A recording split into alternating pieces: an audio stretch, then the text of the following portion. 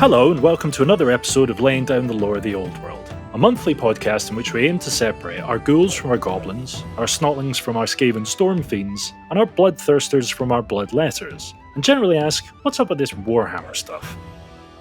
My name is Ben Crone Barber and I know fuck all about Warhammer. With me is my co-host Christopher Crowlin Allen. Evening all. Who also knows fuck all about Warhammer. Absolutely nothing.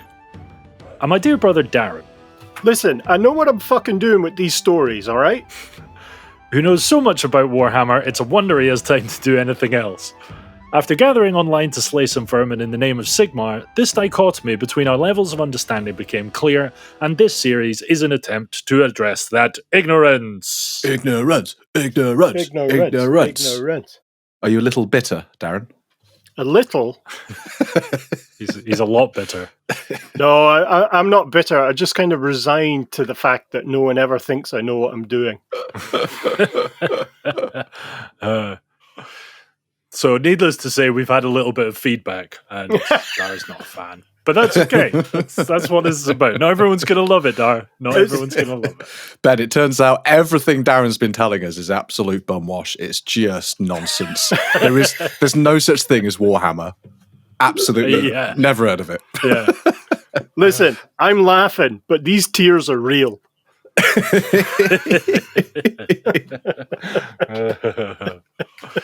Is this episode, I think, to quote you earlier, Dar, is this episode going to blow our minds? Who the fuck knows now? I'm going to be asking him if his resource is reliable throughout the whole thing. Yeah. Really? Really? Is that really what happened? No. It's only been 38 years of my life. That's fine. You just work away. What a waste. Well, I'll be honest, like you proper juiced me up earlier when I got that message. I was like, oh, this is going to be it usually does blow my mind, but you've never said that before recording. So, yeah, if by the end of this I don't shit my pants in excitement, I'm going to be disappointed. And that is not something I expected to say. Also, you don't know if it was a typo. I was inviting you to blow my mime.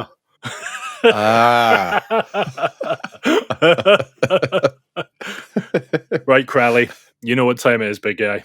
Hello, Reichland. It's time for the WhatsApp recap. Yay! And this recap, I have done it in the form of a limerick. Are you ready? Oh, God. This is great. Hold on, let me get comfortable. Okay, go. Strap yourselves in. Okay. There was once a vampire named Conrad who succeeded his vampire dad. Let me try again. Hilariously unprofessional. Here we go. Okay. There was once a vampire named Conrad. Okay, I'm going to do it properly this time. Third time's the charm. Here we go. Okay, here we go.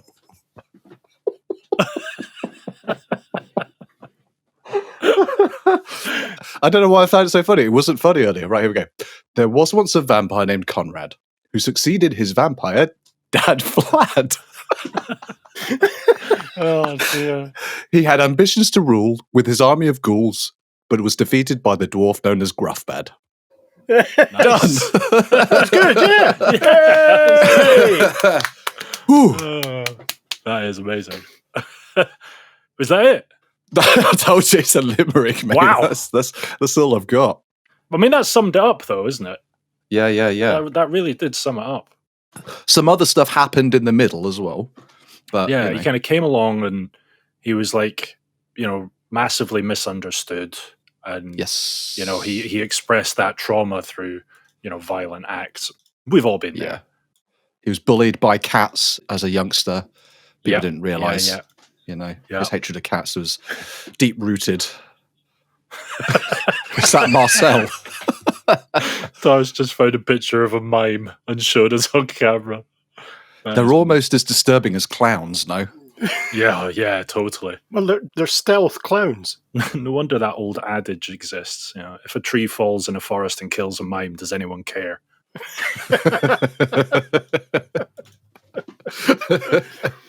Well, anyway, circling back to the recap, Yeah. I really feel empowered and affirmed by the fact you could sum up 2 hours worth of work in one rhyme. It hasn't made me at all rethink my choices.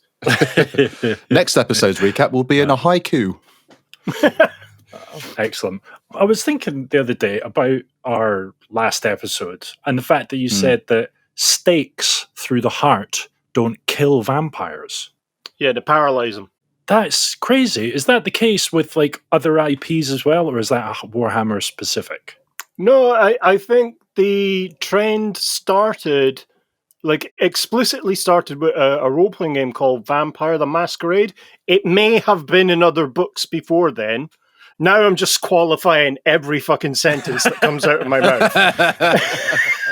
You've got lawyers behind you taking minutes. Do you know what? No, I'm going to go the other way. Yes. Excellent. End of conversation.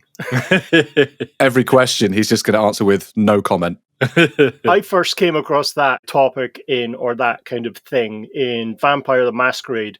God, what? 30 years ago? Wow, right. Okay. Yeah, so it's kind of seeped through into kind of popular culture now that a stake through the heart will only paralyze a vampire. You need to do either burn it or cut its head off. Okay, Wow. What about if you break its back? Does that also paralyze it? What is this, a wrestling match, Chris? What kind of fucking wrestling matches are you watching? Only The Rune of Doom! The Rune of Doom! Just trying to figure out how like breaking a vampire's back is an option in combat. It's not really something that you would advise going in, is it? I'm just asking, why would you choose to specifically do that, above, I don't know, all the other choices? I don't know, forget about it. We're thinking too much about this. Yeah. It doesn't even matter. No, vampires can regenerate. They have regenerative powers, so they can knit their bones back together. Not literally, but they sewing sit there circle. with knitting needles. Stitch and bitch. Stitch and bitch. So, as Chris alluded to with his limerick, we left last episode with the death of Conrad by Dwarf Lord, and really the collapse of the political and power systems within Sylvania, meaning that there were no vampire counts kind of active. There was no count of Sylvania active. There were, of course, vampire noble families within Sylvania and in other places, but we're focused on the von Carsteins. If you'll recall, when Conrad came to power, or as he came to power, there were 5 children, 5 kind of sired children by Vlad. Oh, yeah. You'll recall that one of them was staked in their Which didn't kill him. sleep, which didn't kill him, and then killed. And then he was killed. And the only reason he was able to find him is that they'd sent in the stealth scout mimes who just were pointing, gesturing, trapped by walls. Yeah. It's 7 millimeters big. Yes, so Peter von Carstein was killed by one of the Van Halls. For having a shit name. For having a shit name, but also the vampire hunter was trying to cleanse the taint. I'm just going to start. Yeah, he was trying to cleanse his taint by killing the vampire. The Van Halls, of course, are descended from the Van Hell, who was a powerful necromancer. And so they were, as I said, clearing their name. That's just so much repetition now. But it was after this death that one of the other vampires, one of their sons, fled. Mannfred von Carstein. He man-fled. He man-fled. And I'm really trying hard not to laugh at that because that was really good. But he fled the scene, allowing Conrad to take power. What really wasn't known at the time was that Mannfred had actually organized for the witch hunter to find Peter, because Mannfred had his eyes on the prize. Gasp. Nagasp. Lagasp. He was the firstborn kind of, or first sired vampire of Vlad when he was still Vashanesh. So Mannfred became a vampire before Vashnesh became Vlad von Carstein. Wow. He was the OG. Yeah, he was traveling with his vampire dad. Amazing. And then kind of assisted with the taking over of Sylvania.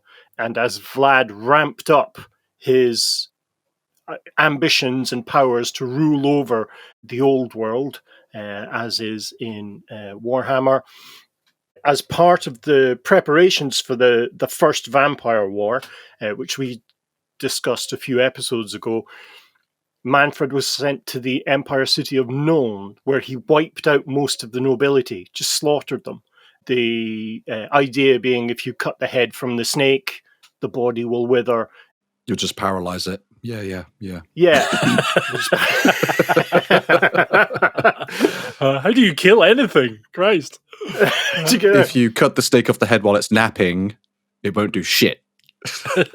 I tell you what, if you feed me nothing but steak, you will paralyze me. I will go into a coma. Yeah. So you said when Vlad died, there was like a kind of, what's the word? Vying for power? They were kind of battling for power, trying to figure out who was going to take his place. Is there no hierarchy involved in the order in which they were turned?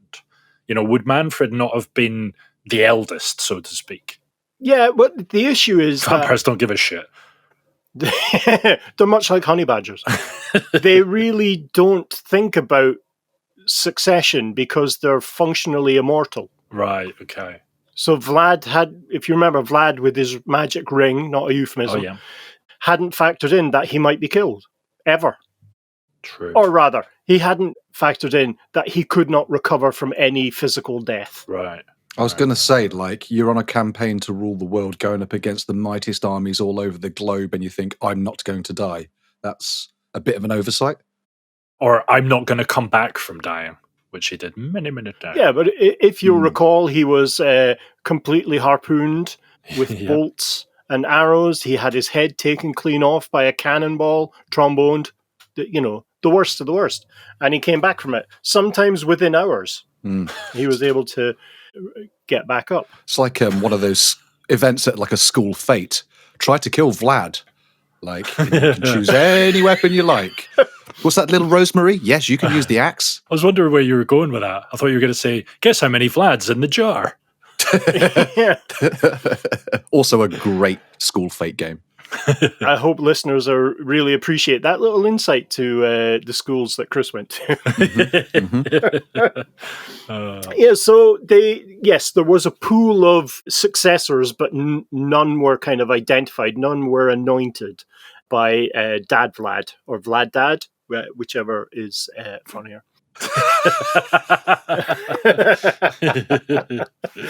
What you're left with is a situation where you have 5 brothers, effectively brothers, all vampires, all functionally immortal. Some have skill at arms, some have skill at politics, others have skill at magic. No one can take out the other 4.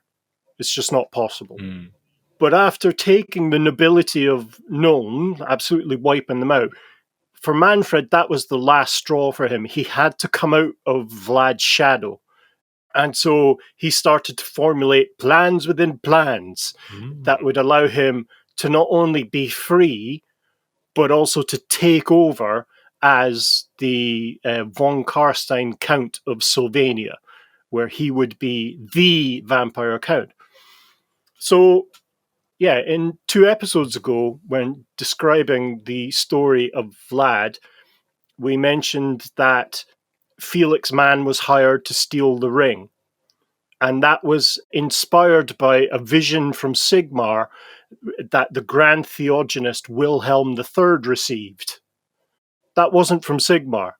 That was from Mannfred. Mannfred put the idea into the Grand Theoginist's head. He inceptioned, or vampceptioned, the Grand Theoginist, letting him know that this ring not only exists, but is crucial to Vlad's power. So did the other vampires, other than Mannfred, know about the ring? Yeah. It was just kind of generally known that he had this banging ring. This is one of the original 10 vampires. You're talking about, Vashnesh will kick everyone's ass. So implanting that idea into the Grand Theoginist, he also steered him towards getting the greatest thief in the world. So he pointed the Grand Theoginist towards Felix Mann and engineered the situation where Felix would be captured and offered the deal to go out and steal this ring, and he would get his freedom.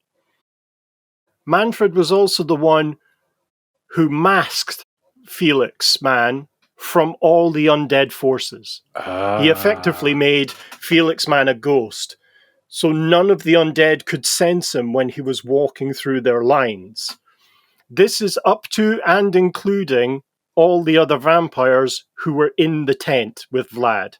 Mannfred was there and was awake. He was the one making sure that everyone else was asleep and couldn't get to... Son of a bitch, Darren. It wasn't nap time at all, yo. They had been vamp hypnoled. Is that a thing? No? Nice. Did Felix Mann know he was disguised and vampire camoed, as it were? Or was he unaware? Did he just think, I'm fucking great at this, I should be a professional thief or something? Yeah.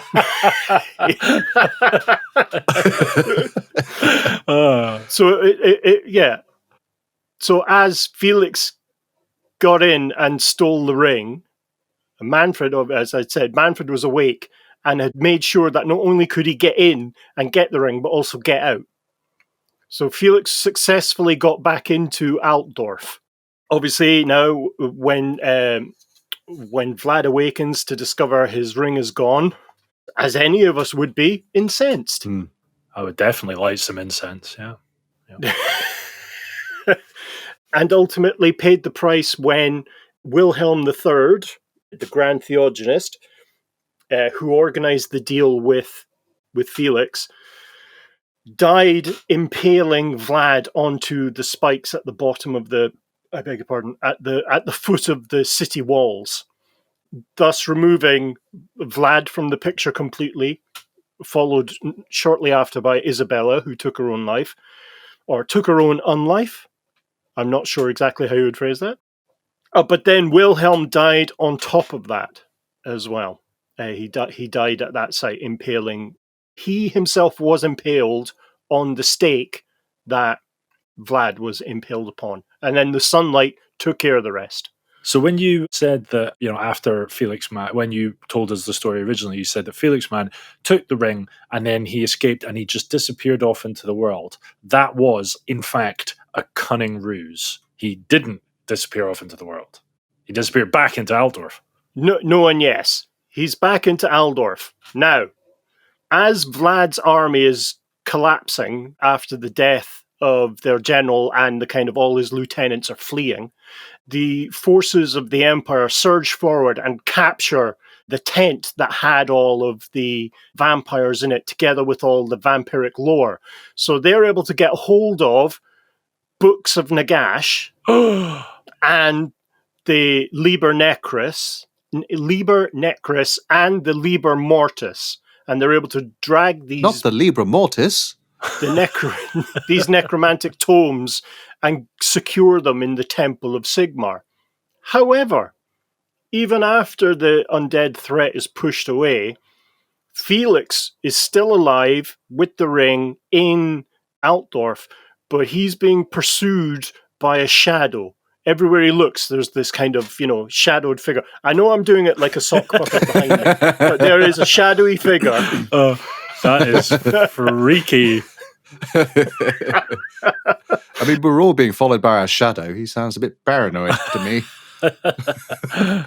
He won't stop following me, man. Yeah, it's normal. Does your shadow look like a sock puppet, Kral? Actually, yeah, it does. Yours looks just like a sock puppet. It does. But while Felix is kind of hiding and running and trying to evade this ethereal threat, he comes to realize that it's his own he shadow. Made a personal... Yeah, it's his own shadow. It was his cape.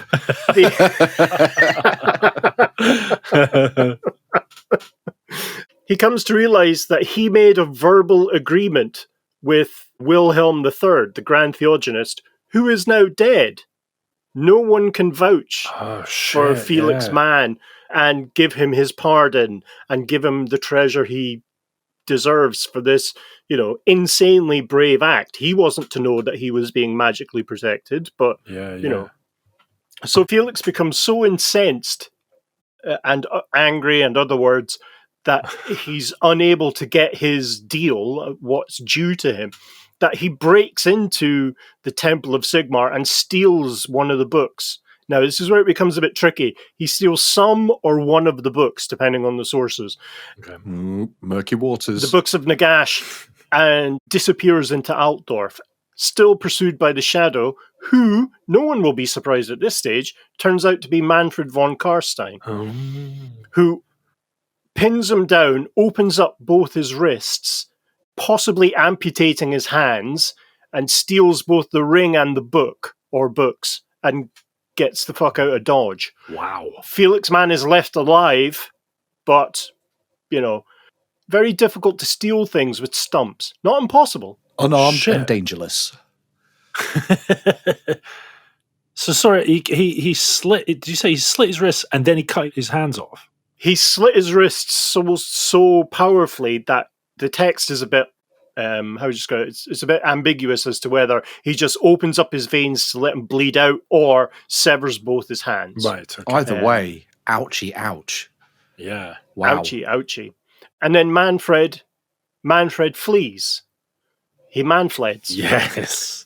Again. We're then transferred 100 years where the various brothers have been vying for power and control over Sylvania and the kind of title of Vampire Count. And the brothers start killing each other, or their murder is orchestrated, as was poor Peter, by Mannfred. But it's after the death of Peter that Mannfred decides he's going to back off. So he completely disappears. I think I mentioned that last episode. Mannfred disappears and leaves Sylvania to Conrad. Now, where he disappears to is he goes down to the land of the dead. He goes down to Nehekhara, where using the necromantic books he has, he unlocks more knowledge, more power, and is able to come to some kind of arrangement of knowledge transfer with the few handful of Tomb Kings that would have anything to do with him. Most of the others tried to kill him on sight, because obviously a lot of bad blood between vampires and Tomb Kings. Pun absolutely intended. That's the wet dead and the dry dead, then. Is that right? The wet dead and the dry dead, absolutely, yeah. So that's the manoeuvring behind the past two episodes that Mannfred von Carstein has been doing. So he set the stage perfectly for his own success, yeah. Wow. Oh, Mannfred. Cunning. I'd like to see where this story goes. But we don't have time. I'm sorry, guys. Tune in next. No, wait, Chris. I have an agreement in place. Wait. I am planning on shitting my pants by the end of this. Let me get my spare pants. Hold on. Okay, I have my pants. Let's go. So after Conrad's death, you recall, the gruff bad and killed him with a song or a limerick, I can't remember. Mannfred becomes the de facto ruler of Sylvania, and he returns to his country to take the reins of power. So for the next 10 years, all he does is consolidate his own power within the nobility of Sylvania. And he does that by going around giving gifts, threats, tromboning. I think that's a thing we say a lot. Mm-hmm. But when he takes over control of Drakenhof Castle, the seat of power, he has access to the world's largest repository of necromantic knowledge and tomes. How did Mannfred know that Conrad had died? Like, does he have like spies, or did he just, was it because they're related and it's that bloodline thing? He just knew that he's like, oh, I can hear it on the von Carstein airwaves. It's Scrytech Greentooth, isn't it? Yeah, exactly. Yeah, I mean, he's such a powerful necromancer, Mannfred von Carstein, that he's able to have spirits at his beck and call to go out and see and scout around and relay information back and forth between him and his allies. It's not like he cut ties completely with Sylvania. He has allies within that realm that he's able to relay information back and forth with, to be able to get his plans and going. So he very much hit the ground running. So where Conrad, for instance, reigned with fear and terror and threats, Mannfred used his bunnies, his spellcasting bunnies, his spellcasting powers, spellcasting bunnies, troop.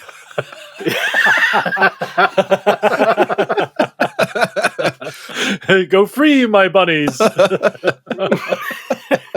Oh, dear. His elite regiments of undead suppository dispensing nurses.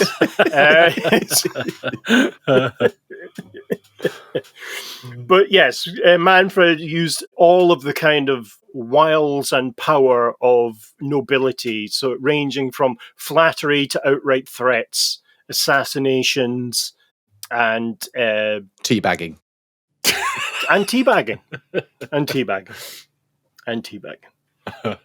But he also, during those 10 years, he went around Sylvania to all the areas where big battles had been fought, kind of through the thousands of years in that area before it was Sylvania itself.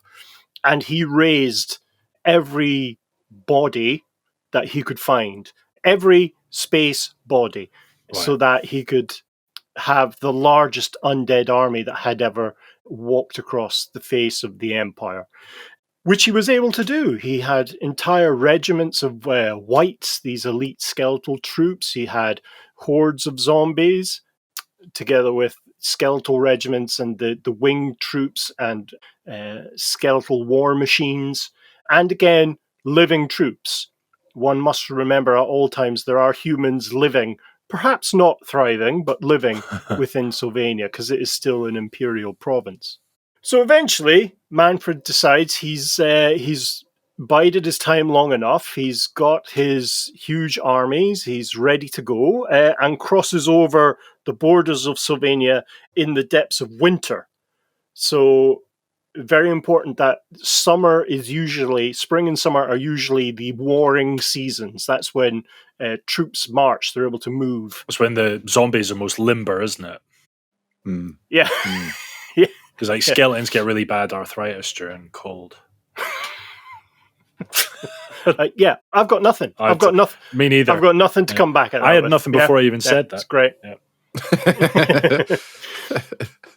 So, he starts out his campaign season in the depth of winter because most living people are locked away warm in their homes. They don't really raise armies during the winter. But because all of his troops, or the vast majority of his troops, are undead, they're able to move with no kind of logistical support. They don't complain much, do they? No. But imagine if they have like just one zombie who's been empowered to have all the complaints put in them, and they just kind of trail behind the army, bitching about the conditions of everything. It's like an undead workers' union representative. To say that the Empire was unprepared for this attack would be an understatement. Several kind of hastily formed armies went out to meet Mannfred's vast legion, and they were just mulched. They're just the undead didn't even break a stride. They just marched straight through. Not only did Mannfred have an array, a cabal of necromancers, as had most of his forebears, but he also was one of the greatest wizards of his time, and is arguably, in present day quotes, Warhammer, one of the most powerful magic users in the game. Was he a wizard before, or was he studying magic before he was turned? Was he a wizard of some form before Vashanesh turned him? I think so. I'm not 100% sure, but logically, with all the other bloodlines and all the other stories out there, necromancers, if you embrace a magic user, they tend to lose the capacity to kind of manage any of the great winds of magic, but they can handle the kind of disjointed, out of ratio wind of Dhar, the wind of darkness, obviously with training, but it's a corruptive power. If you remember, the Necrarch bloodline looks like kind of very virile zombies. Right. Because their body is so full of this, the black wind of Dhar. I just belched. I apologize. That was the belch of Dhar. That was some black. It actually looked like black wind.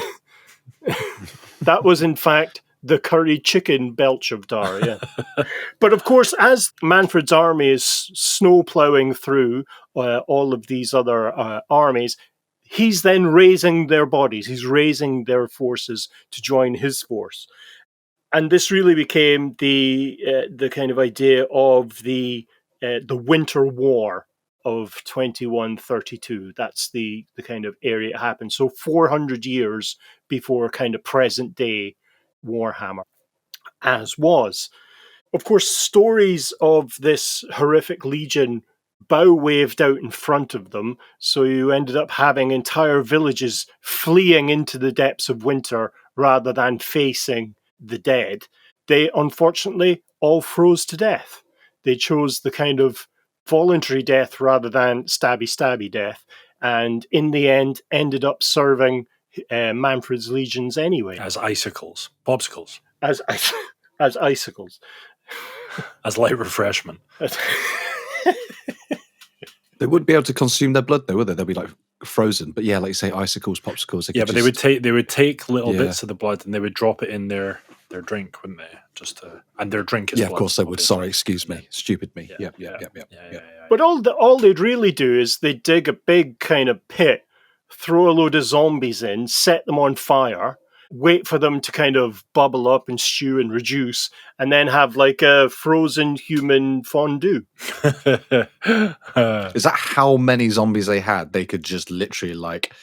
It's like someone's got so much money. Just like, let's have a money fire. And that is how the battered chalk ice came about. Is that true? Yeah. I've learned something today, Darren, at least. Jesus. Oh.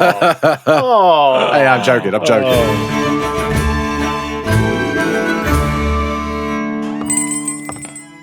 Hello, sir. Welcome to Blings of Brackland, the finest jewelers in all Sylvania. Specialists in sourcing the very rarest of gems, diamonds, and precious stones across the old world. Yes. I know who you are and what it is you do. It is the very reason I am here. And I assume you know who I am. Why, of course, Your Unholiness. You are the Count of Sylvania, undisputed ruler of these lands, and, dare I add, eternally wise Vlad von Carstein. That is right, mortal.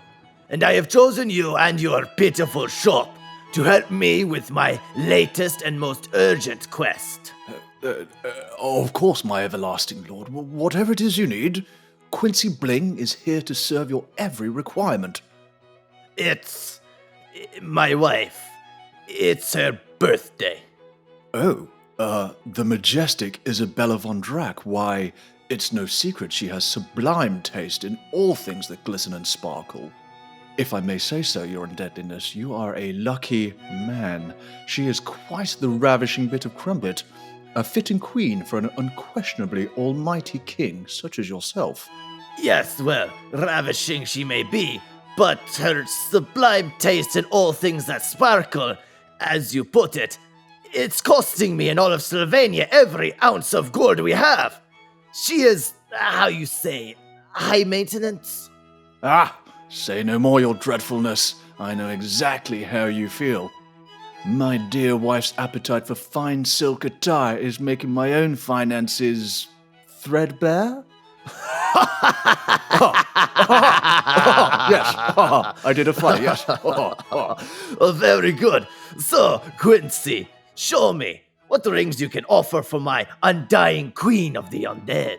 Well, my master, it seems fortune shines on us today, as I have just taken delivery of a variety of the finest, most dazzling finger garments in recent years. Please take a look at these most beguiling beauties.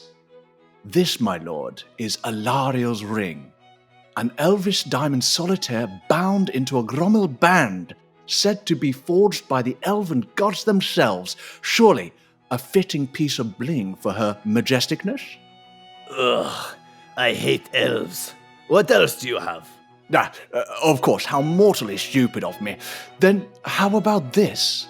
From the mysterious lands of Cathay, this dazzling single-cut jade stone surrounded with the highest grade opals to be found anywhere, mounted upon a shimmering silver ring, No silver!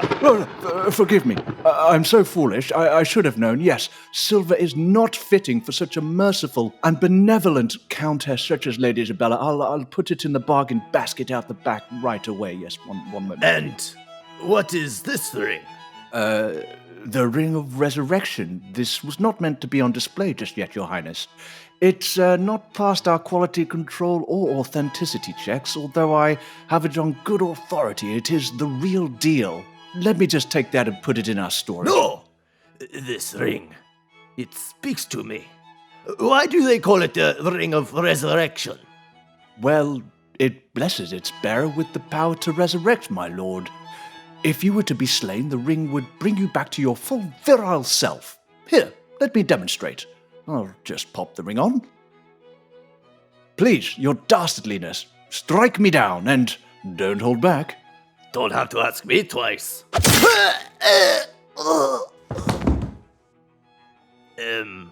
Are you okay? You see? As if you'd never killed me at all. Although that was still quite painful. Very interesting. It seems legit, but just to be sure. Wait, please, one moment.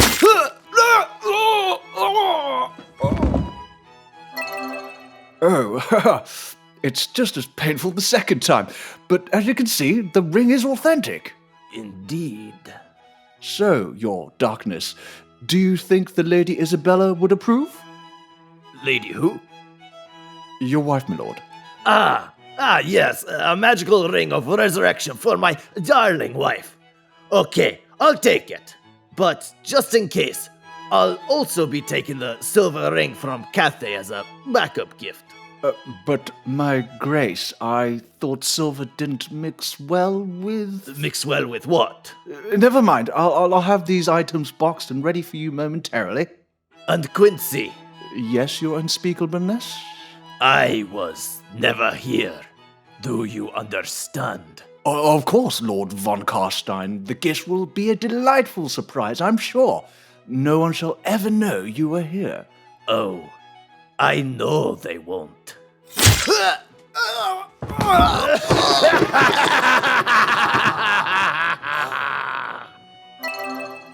Oh, how awkward. I hadn't removed the Ring of Resurrection yet. Just give the damn ring. Yes, very well. Jewelry. Money I have to spend on my wife.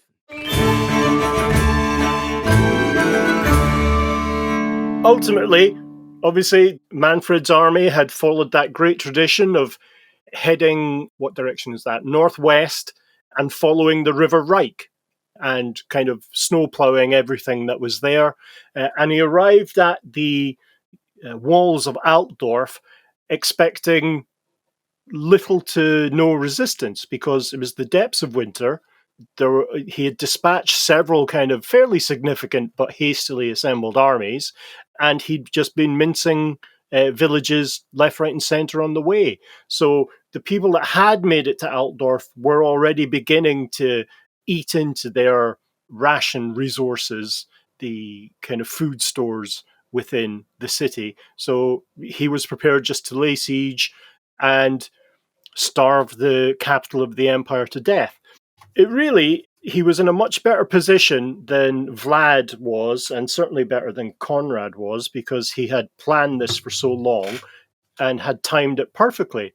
Unfortunately, as he was getting ready to not only be the vampire count, but the vampire emperor of the old world, after which he would kind of go through all the other human realms and get them to join. By get them to join, I mean conquer them and stab them and then make the fondue thing happen. Yeah. Zombie fondue. Zombie. That'd be a great restaurant, actually. A great themed restaurant. Yeah. It's brought out in a skull. Unfortunately, because of the previous 2 vampire wars, the academics and nobility and the go-getters, the fighters, the shakers, the movers, and other things. The candlestick makers? Candlestick makers, maybe a butcher, who knows? Researched into the nature of vampirism, the dangers and capacities of necromantic magic, and how these things are represented in all the tomes that were captured after the destruction of Vlad von Carstein. The battlements were largely empty of Altdorf, so Vlad just kind of stood there with his vast legion behind him. Hello. Vlad. Hello.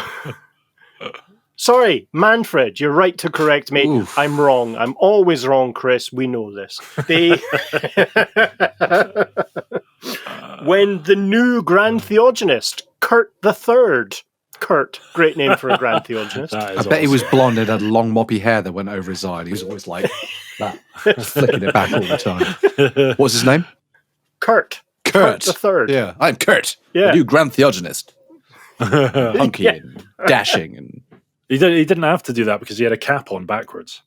He didn't have to sweep his hair out of his face. he wasn't a douchebag. He was a jock. He's a fucking surfer, dude. He might have been. Yeah. I don't know. Hey, man, I'm Kurt. I'm the Grand Theoginist, man. Hey, man, don't bring that undead stuff in here, dude. Yeah, You got man. anything Like, to smoke? Did you bring any biscuits? I'm so hungry. Got any fish tacos? Got any zombie tacos? Yummy. So, hang on. Take that fondue shit out of here, mate. Yeah. No, dude, don't want any of that fondue. Don't. Don't. Let me just say, with all honesty, go fuck yourself. That was fantastic. Solid 8.5 out of 10. Don't. Thank you. Kurt III mounts the battlements. That is to say, he stood on the battlements. His colleagues are like, Kurt, not now. This He's is straddling not it, the place for that. dry humping it. While looking Mannfred in the eyes. It's like, who made this guy the Grand Theoginist?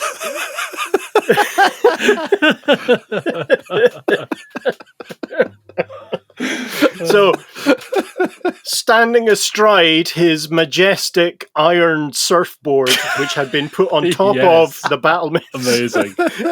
striking a pose, he reads from the Liber Mortis, the Great Book of Death, the Great Book of the Dead, and he begins to recite in a way that you would suspect a surfer would recite Hamlet.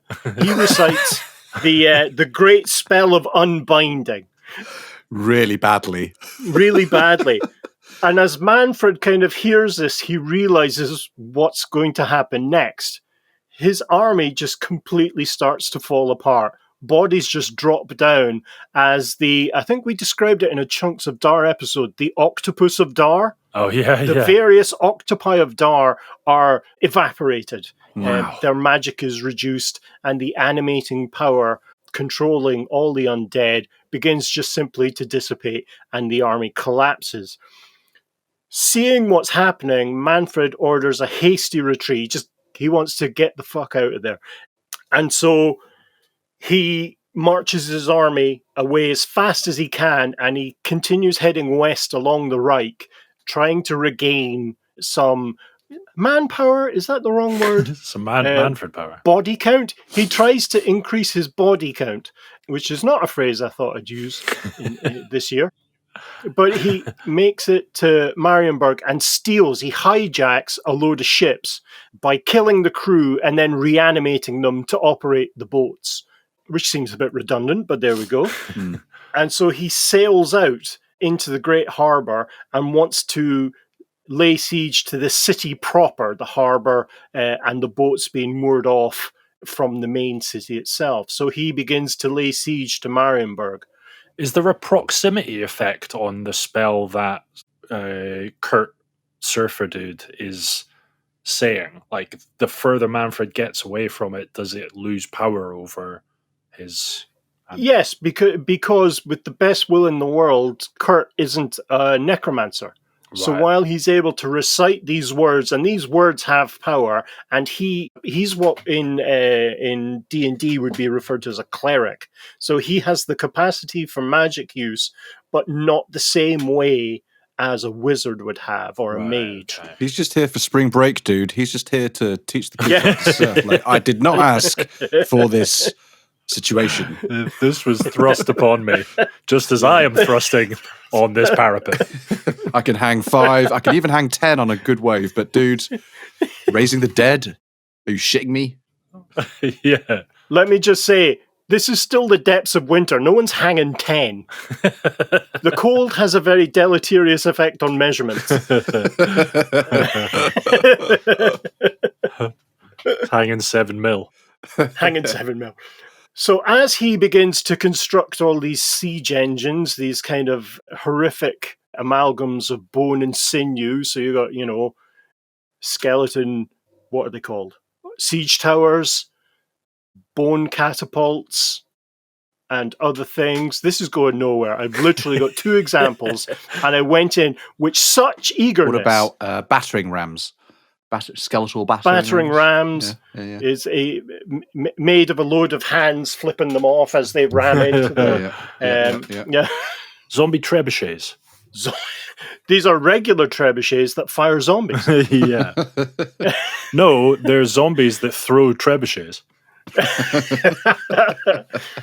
You often wonder, would that work if you just... No. got a load of trebuchets and just fired zombies? Surely you've got an endless supply, or nearly endless.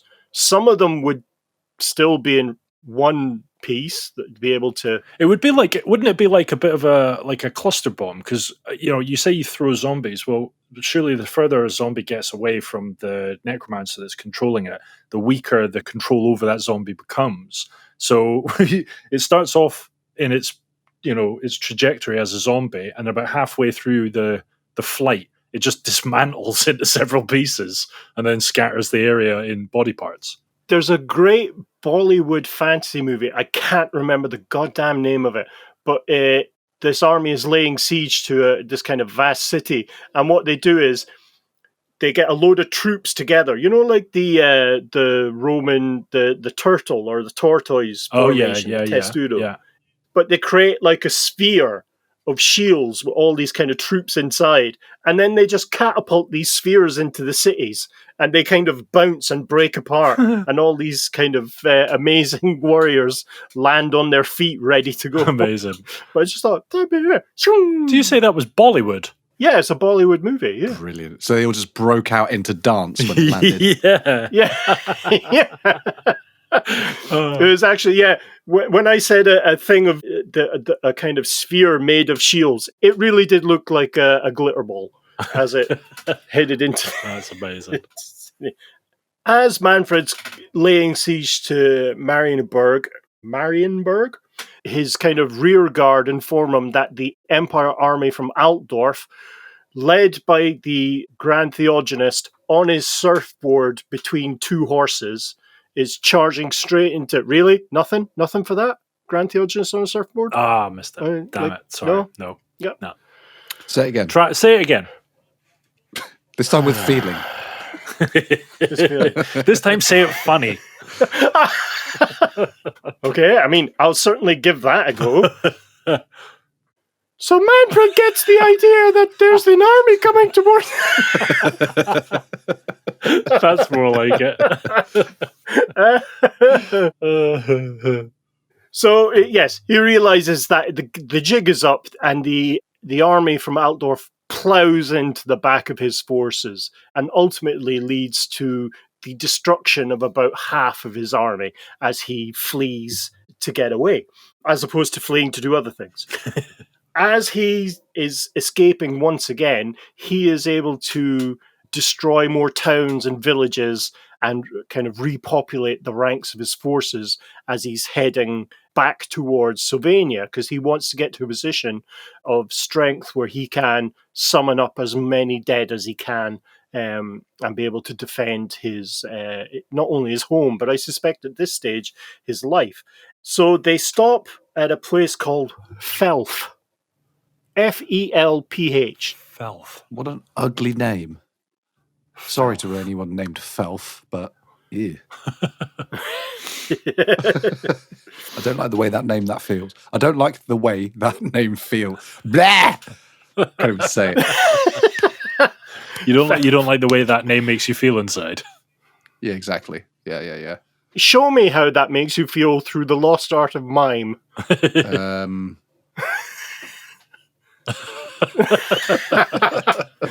For listeners, he just jammed 2 fingers in his eyes. So he's kind of camped out at Felf. Yeah. I really need a shower after saying this name so many times. Another Empire army, the army from Ostermark, which, if you'll recall, is the province north of Sylvania, or a province north of Sylvania, and it comes down to really put in the killing blow to the already weakened undead army. Mannfred at this stage has kind of lost his patience. If ever he had patience, well, he must have done, because he orchestrated over a couple of 100 years his rise to power. But he unleashes some of the darker spells from the kind of spell book of Dhar, which enable all kinds of horrific effects. He releases a really dark purple wind, which decimates entire regiments of the Ostmark army, which he's then able to raise to his side. And we're left with a scene where, again, it's nighttime. These magical effects, which are kind of flashes of black and purple, exploding within the ranks of quite disciplined, but one suspects frightened human troops. And the troops that are affected by the spell wither and die next to their comrades, only then to rise up and try and claw the life out of the living.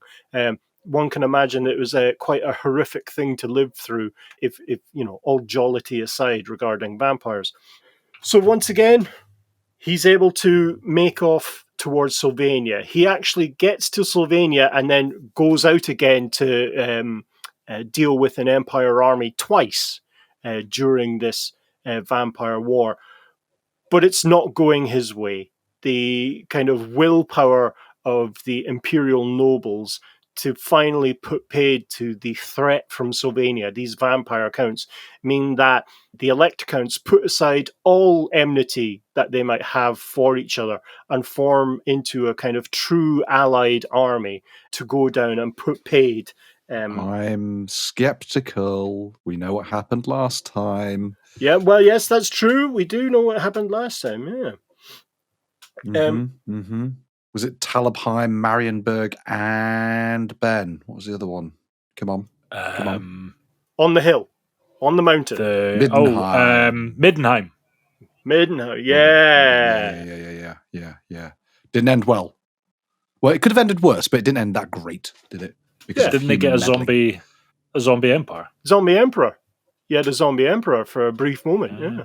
Everybody take their eyes out. Just one. I took my eye out, which was the style at the time, you see.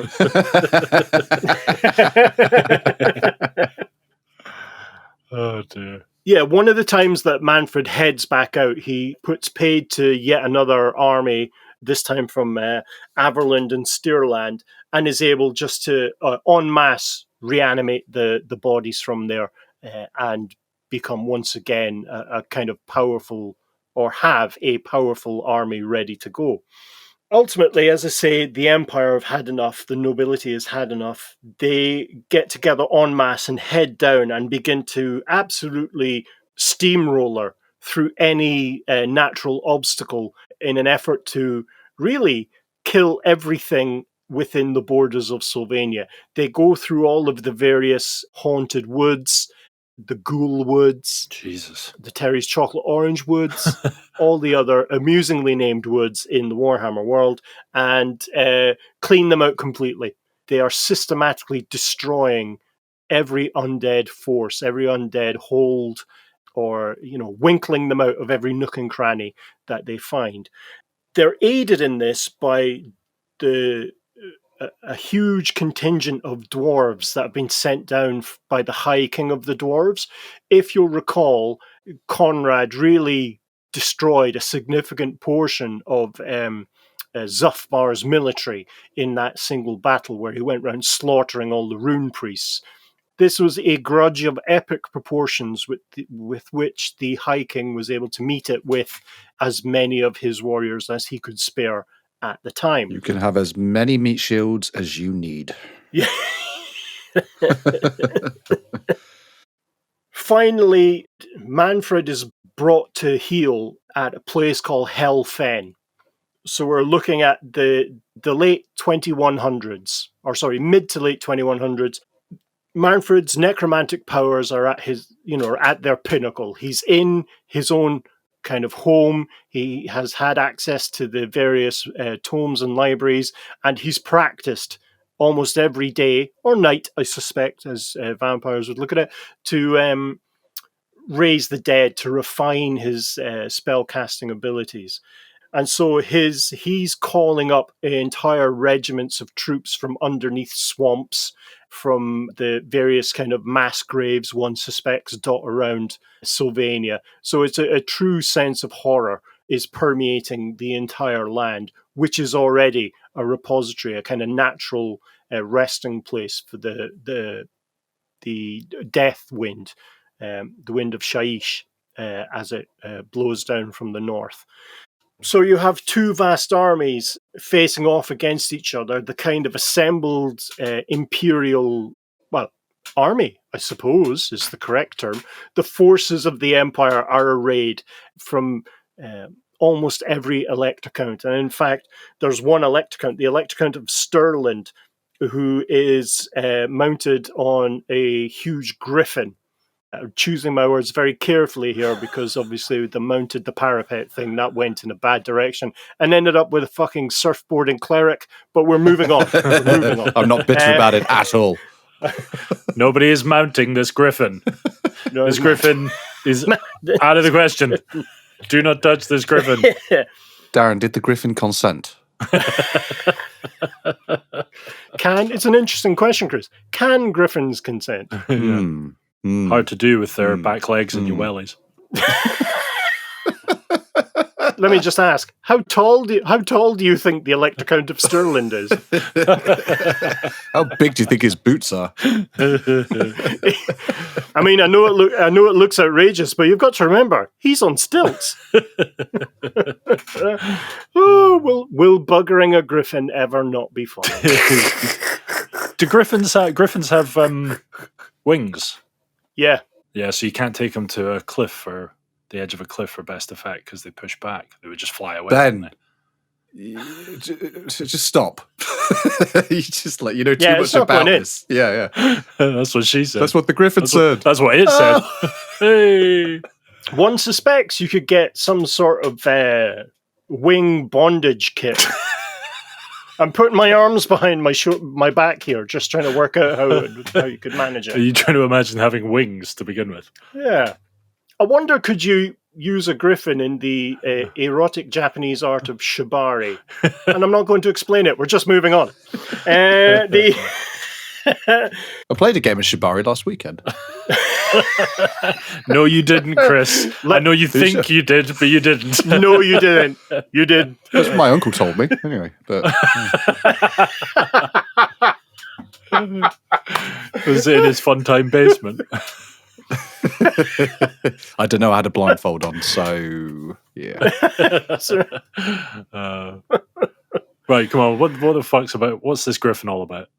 These two armies are facing off within the kind of an area of swampy ground. but the main marsh is off to one side.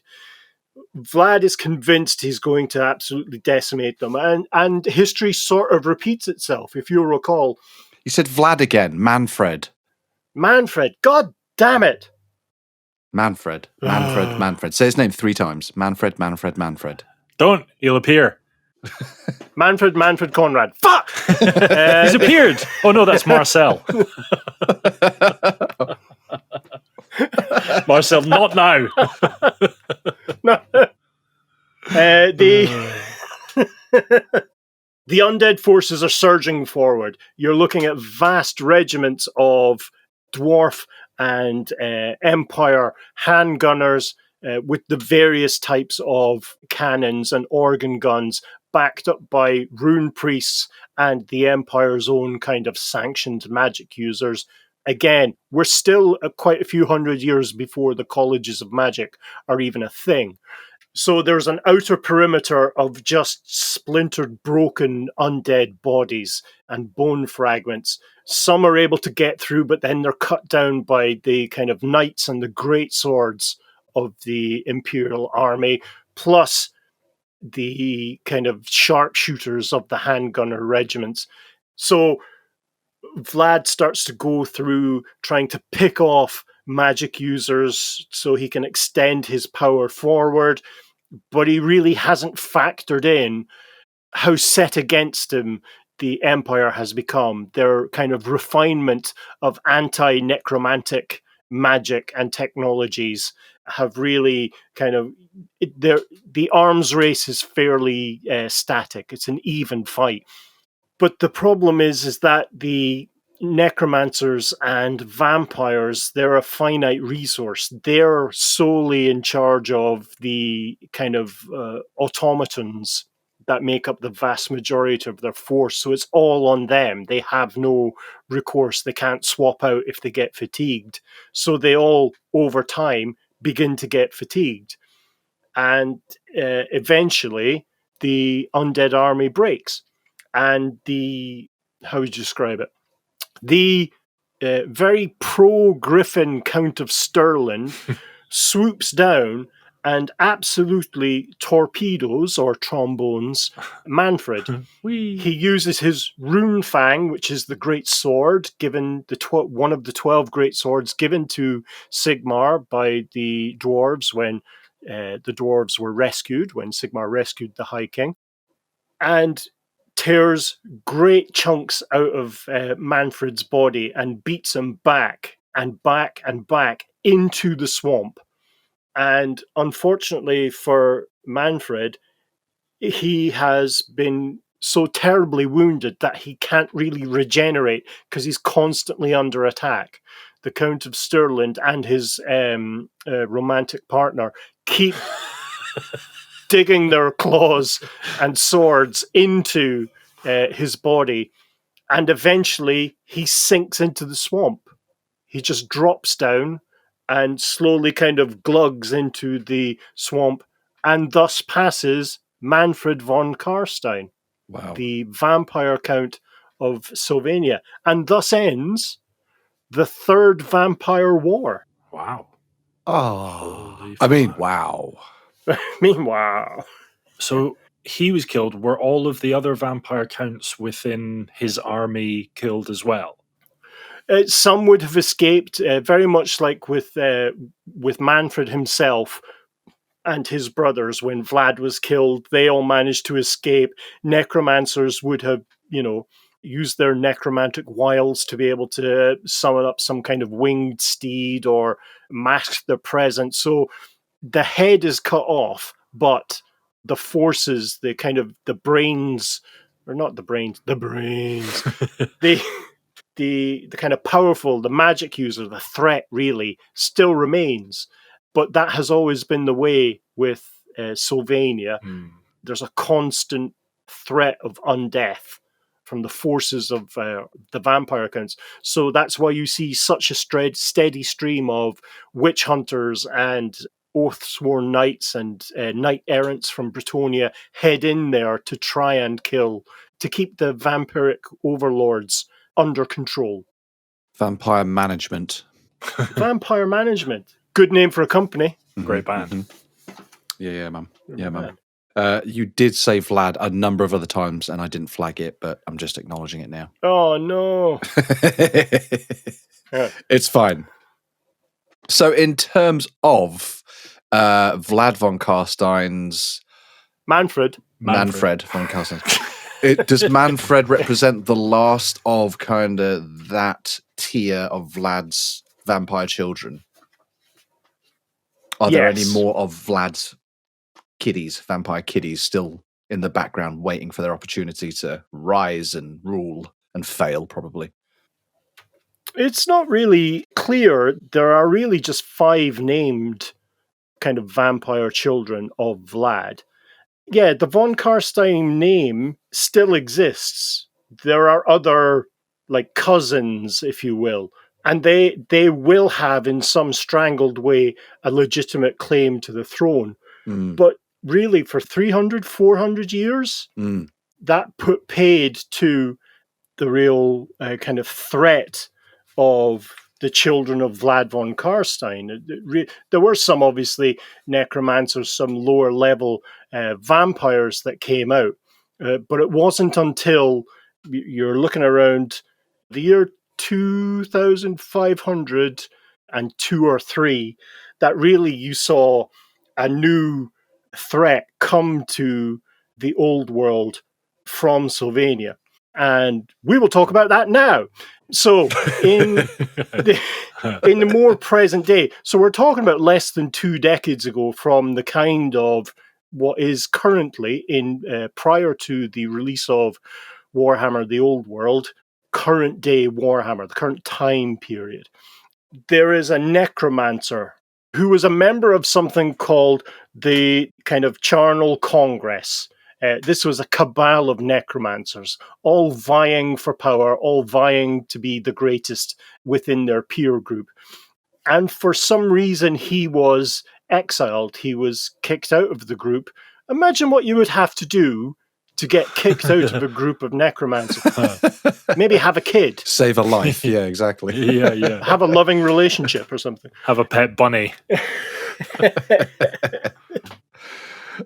He wanted to do something to get back at the cabal. He wanted to bring something into the world that he would be able to not only conquer the cabal, but pretty much rule Sylvania if he could. So he found a kind of spot that he knew would have power, but also access to kind of worlds beyond, spiritual worlds beyond. He brought with him an innocent life, described as the stereotypical kind of virgin sacrifice.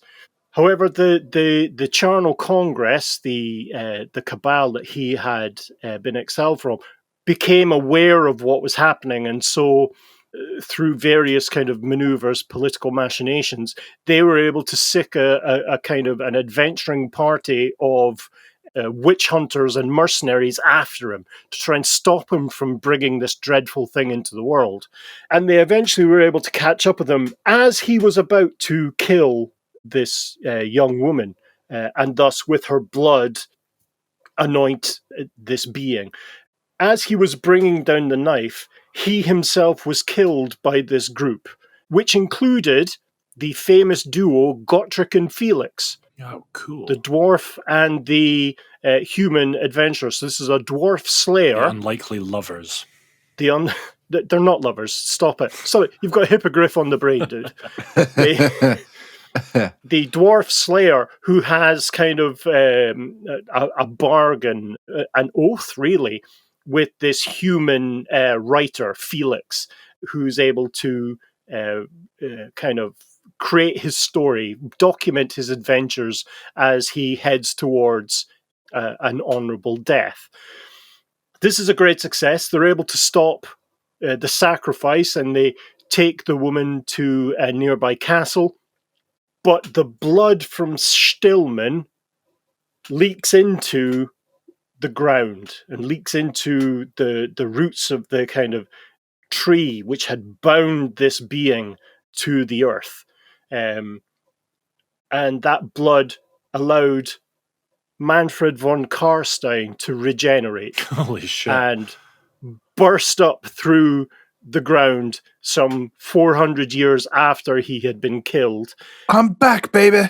It's Bender. Basically, they summoned Bender. Brilliant. Who once again reconquered Drakenhof Castle and has regained his title as Vampire Count of Sylvania. Holy mother. With an aim to taking over the world once again. Wow. Whew. There we go, lads. That's where we're drawing a veil for this episode. And is there a fourth vampire war? Nope. That was it. That's the end of the Vampire Wars. Wow. Well, that's it. He was like, look, we've tried 3 times and failed. Let's Try something else. Let's try something else. Yeah, exactly. Let's try finance. Let's get into finance. Yeah. I'm really into griffins all of a sudden. Griffin breeding. That's where the money's at. Yeah. I found this new technique using truffles. What you do is you bury the griffin under a tree. That is a wild night at Black Crag, let me tell you. I have a question about Kurt von Surfboard. Mm-hmm. So the book that he read this thing from was called the Liber Mortis. Okay, so was that a book written by a necromancer? Because all books are written by necromancers. Not all books are written by necromancers. Necromancers tend to seek out a lot of knowledge, and they tend to, more often than not, adjust it for their own capacity. So they write their own books of magic. Okay, so is this one of those? Yes, but it's based on not only the works of Nagash, but also the works of Cadon, and then refined by Vlad himself. Right. Yeah. So the question I have is, why did a book that was written or, used by necromancers have a spell of unbinding in it? Because surely that's not something that a necromancer would want to do, is it? Oh, it's absolutely a thing a necromancer would do. It's very much like encryption, if you can imagine. If you raise an army of undead and you go off to fight another necromancer, they have their own army of undead or their own forces of undeath. And so their way of raising the dead will be tied specifically to them. So it's sort of like the idea of encryption. It's not actual encryption. I'm just using that as an analogy. I see. So being able to override their control is something that you want to do. Also, if you're raising regiments yourself and it goes wrong and you lose control, you want to be able to kill them, for want of a better word, and be able to start again. So are you saying then that the control that a necromancer has over an undead army is unique to each necromancer and their undead army? Like, it's not like if a necromancer used safety word. yeah, armadillo, and everybody just falls down. Right? But like, it's not that spell isn't kind of uniformly like anything in this particular area will be unbound regardless of what it is. It can be engineered. Oh, do you know what I mean? Like, see. If you're a necromancer and you have an undead army, and then you meet another necromancer and they've got an undead army, and then you're like, haha, unbinding spell, and then both of your armies just collapse. That's kind of pointless. And then they're just like slapping each other like this. There are multiple levels of unbinding spells. So you can take apart one guy or multiple guys. The spell that Kurt was reading was the Great Spell of Unbinding, and that was like that's 95%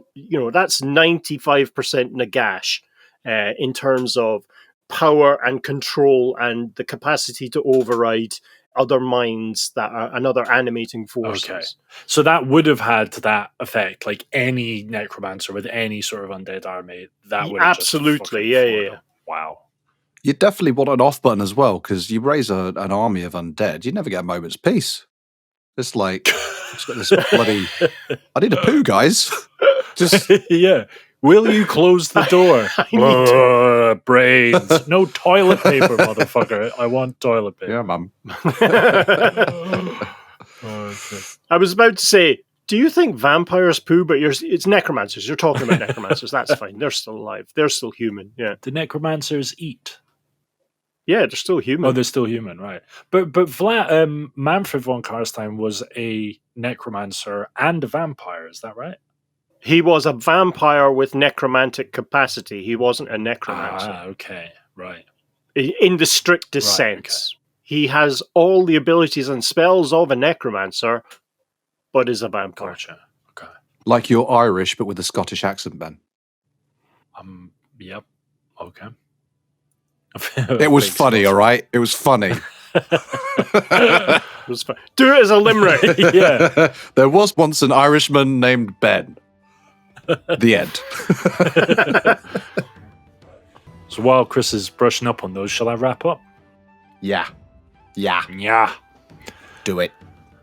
All right, that's all from us. Thank you so much for listening. Details and imagery for the topics we've discussed in this podcast can be found on our website at layingdownthelore.com. And we also have all our previous episodes on there, release schedules, merchandise, and you can sign up for the Laying Down the Lore newsletter, which includes exclusive info about upcoming releases, behind-the-scenes chat, and some extra lore not covered in the podcast.